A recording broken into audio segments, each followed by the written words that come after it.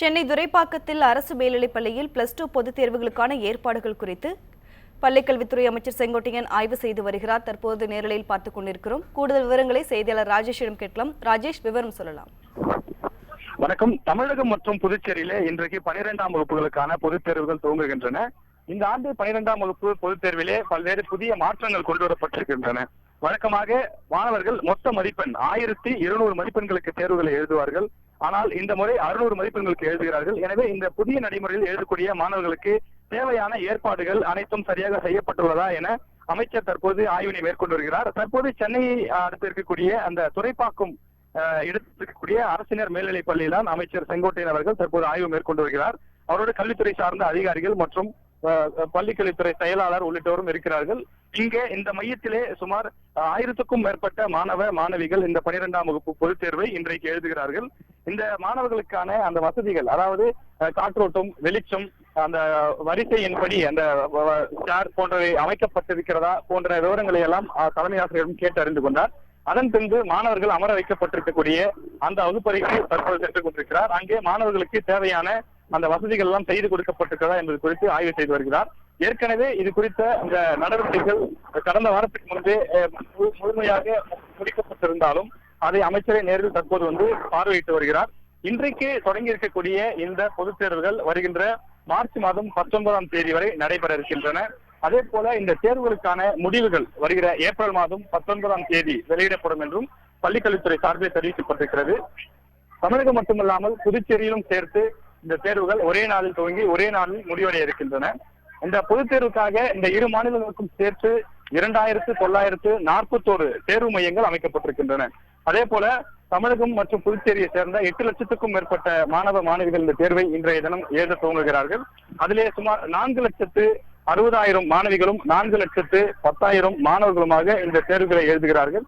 அதே போல 26,000க்கும் மேற்பட்ட தனித்தேர்வர்களும் இந்த தேர்வினை இன்றைய தினம் எழுதுகிறார்கள். தனித்தேர்வுகளை பொறுத்தவரையிலே பழைய நடைமுறை, அதாவது ஏற்கனவே இருந்த சிலபஸ் அடிப்படையிலே அவர்கள் ஒரு பாடத்திற்கு 200 மதிப்பெண்கள், அதாவது 1200 மதிப்பெண்கள் என்ற அடிப்படையில் அந்த தேர்வினை எழுதுகிறார்கள்.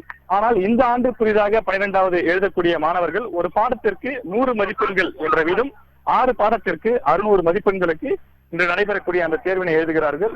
இந்த தேர்வு முடிவுகள் வழக்கம் போல இல்லாமல் 1 மாத காலத்திற்குள்ளாக உடனடியாக வர இருக்கின்றன.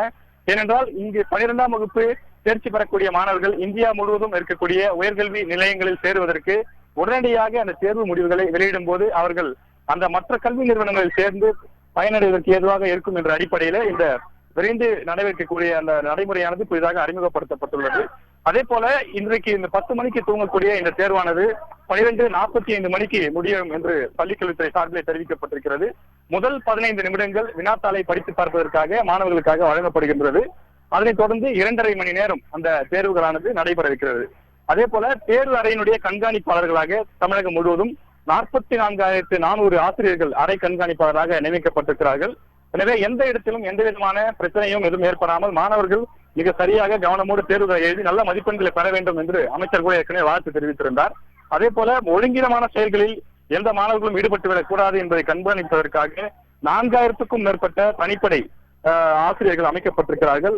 அதே போல கல்வித்துறை அதிகாரிகள், டைரக்டர்ஸ், ஜேடிஸ் என்ற பல்வேறு குழுக்கள் மூலமாக பறக்கும் படையாக திடீரென்று அவர்கள் பல்வேறு பள்ளிகளுக்கு சென்று அங்கு தேர்வுகள் முறையான வகையில் நடக்கிறதா என்பதை குறித்தும் ஆய்வு செய்ய இருக்கிறார்கள்.